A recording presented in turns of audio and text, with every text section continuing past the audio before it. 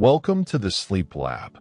Candlelight trembles along the stone wall, thin gold breathing against winter air, while Isaac Newton bends over a scarred desk, ink-dark fingers resting on leather pages, listening as if silence itself would speak. Outside, a cart rolls past, wheels whispering over frost, and the sound fades like memory, leaving only the soft hiss of coals and the faint scratch of quill crossing paper slowly tonight alone. He has measured planets in thought, yet tonight he measures patience, watching a small flame bend and rise again, as though matter were breathing, as though change answered more readily to kindness than to force. The room smells of smoke, iron, and damp wool, a monkish cell borrowed by curiosity, where glass vessels stand like patient listeners and a small crucible glows, holding its red secret close. Newton's shoulders ache beneath his coat, yet he does not shift, fearing motion might disturb the fragile conversation between heat and metal, between his waiting mind and the slow confession of substances softening. He writes symbols in the margin, curled signs like sleeping serpents, believing old languages still remembered doors modern speech forgot, believing devotion itself might persuade nature to loosen one hidden knot tonight. Wind presses at the window, testing its frame, while inside the flame answers with a low flutter, a small banner raised against cold, declaring that even frail warmth can hold back night. His diary pages thicken with attempts, each line a footprint in fog, vanishing even as it forms, yet together suggesting direction, a path felt more than seen, traced by repetition and stubborn tenderness. Failure settles gently here, not as shame but sediment, fine as dust on a shelf, proof that time has passed, that effort has weight, that the search itself leaves something behind. He lifts a glass rod, stirring slowly, watching colors ripple through liquid like moods crossing a face, green surrendering to amber, amber deepening toward brown, each shade a syllable in matter's careful speech. Alchemy, to him, is not spectacle but listening, an art of waiting beside processes too shy for noise, where transformation hides like a deer at forest edge, visible only to stillness. His breath fogs the air before him, mingling with vapor from the vessel, and for a moment the boundary blurs, man and experiment sharing one cloud, one brief climate of warmth. Somewhere beyond these walls, scholars debate motion and light, building bright frameworks of reason, while here Newton courts shadow, trusting that what seems obscure may guard a deeper clarity within. He does not crave gold for wealth, but for its stillness, its refusal to tarnish, a symbol of completion, of something that has finished changing and rests, self-contained, like a solved thought. The philosopher's stone glows in his mind not as treasure, but as promise that beneath confusion lies a pattern, beneath fragments a whole, waiting for the right patience to appear. Ash gathers in the grate, soft gray snowfall, and he brushes it aside, revealing embers beneath, surprised each time by their persistence, by how long quiet fire can endure without display. He wonders if matter tires of being what it is, if lead dreams of brightness, if Mercury longs for rest, imagining elements as travelers, pausing in temporary forms along longer roads. Such thoughts would earn smiles in daylight halls, yet here, in the small republic of night, they feel like hypotheses of the heart, gentle guesses offered without pride, without certainty. Rain begins, tapping lightly, a code of droplets across glass, and Newton pauses to listen, feeling the rhythm align with his pulse, outer weather and inner weather briefly sharing one tempo. Nature, he thinks, is always writing, in rain, in rust, in the slow settling of dust, and his notebook is only a margin, a narrow space where he copies fragments. He dips the quill again, ink shining, and notes a faint residue forming, pale as breath on cold air, a small sign that change is never absent, only easily overlooked. Fatigue wraps him, soft as wool, yet his mind remains bright, remembering orchards of youth, apples hanging like thoughts not yet fallen, waiting for the gentle permission of gravity. Once, a falling fruit revealed a law of motion. Now a darkening liquid hints at kinship among metals, suggesting that difference may be costume, not essence, surface, not root. He smiles, not at certainty, but at possibility, at the idea that the world might be simpler and stranger together, unified beneath its shifting, glittering disguises of form. He turns another page, the sound dry and intimate, like leaves in autumn, and feels the weight of accumulated nights, each one folded into paper, each one a quiet offering. The room is small, yet his questions are wide, reaching beyond glass and flame toward the structure of becoming itself, the rule that allows one thing to wear another's face.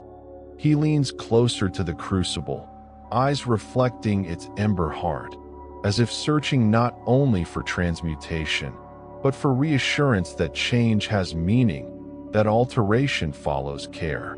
At last he sets down the quill, fingers stained, and rests his palm upon the diary, feeling its stored warmth, as though the pages themselves remember every hour given. He has not found the stone, yet something within him has softened, like metal under steady heat, less rigid, more willing to be shaped by questions unanswered and processes unseen.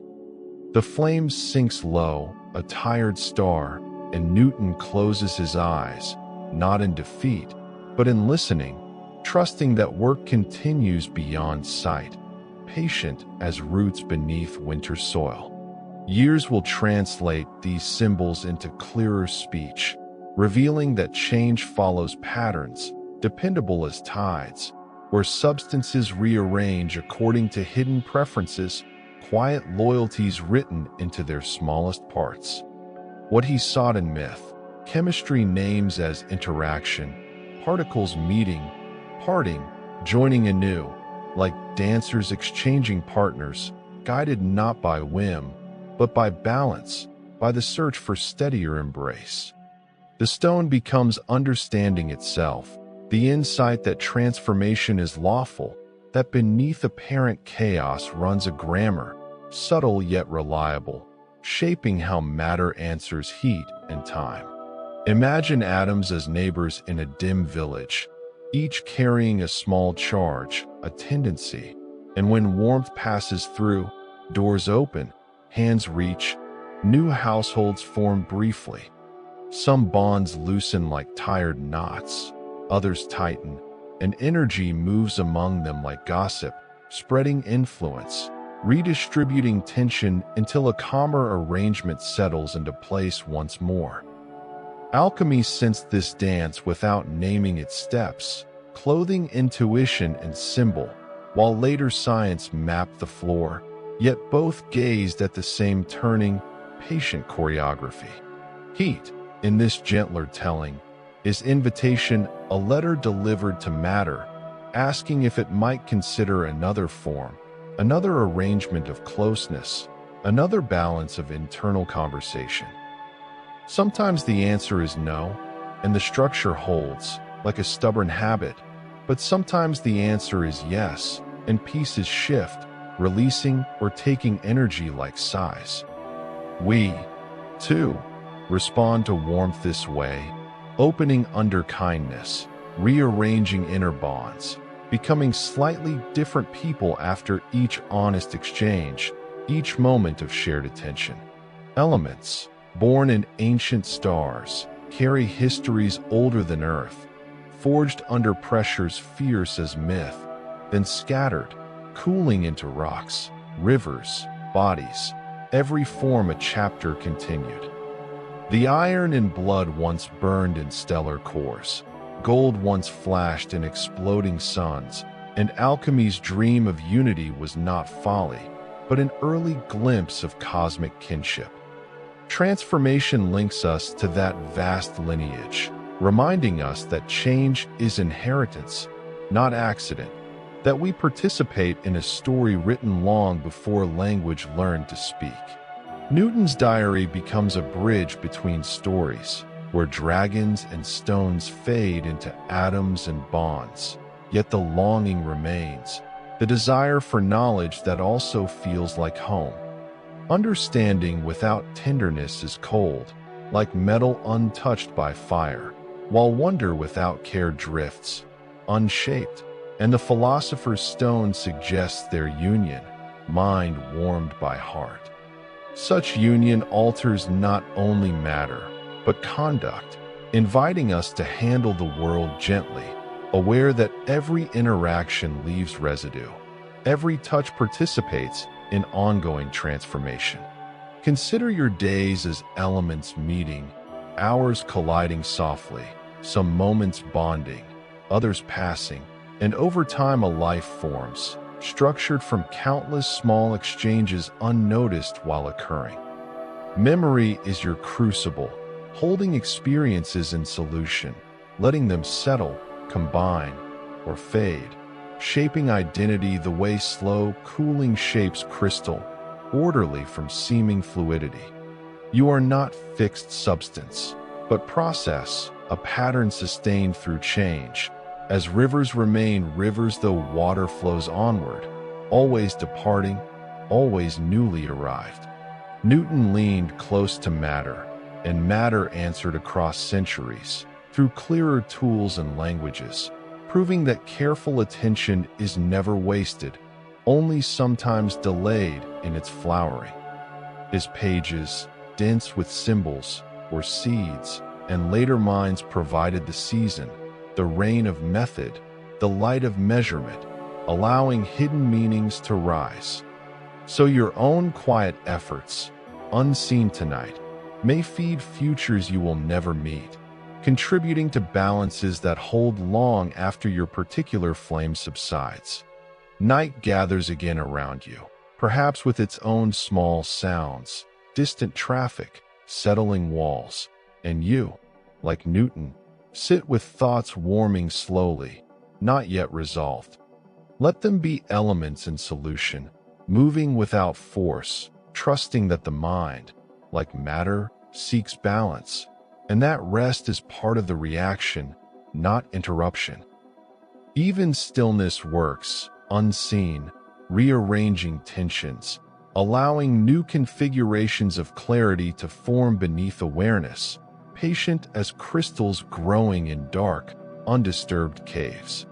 The philosopher's stone dissolves into a quieter gift, the sense that nothing stands alone, that every change participates in a larger web of exchanges, physical, emotional, cosmic.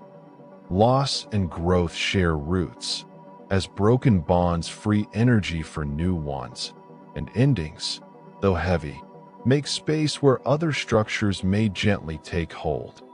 In this view, transformation is not threat but promise, a continual adjustment toward balance, toward forms able to hold more light without shattering. Rest in this understanding, that you are a moment in an ongoing experiment, shaped by forces older than memory, guided by tendencies toward connection, stability, and renewed form. No stone is needed to grant worth. Your very capacity to change, to respond to warmth, to rearrange inner bonds, is the quiet miracle alchemy intuited.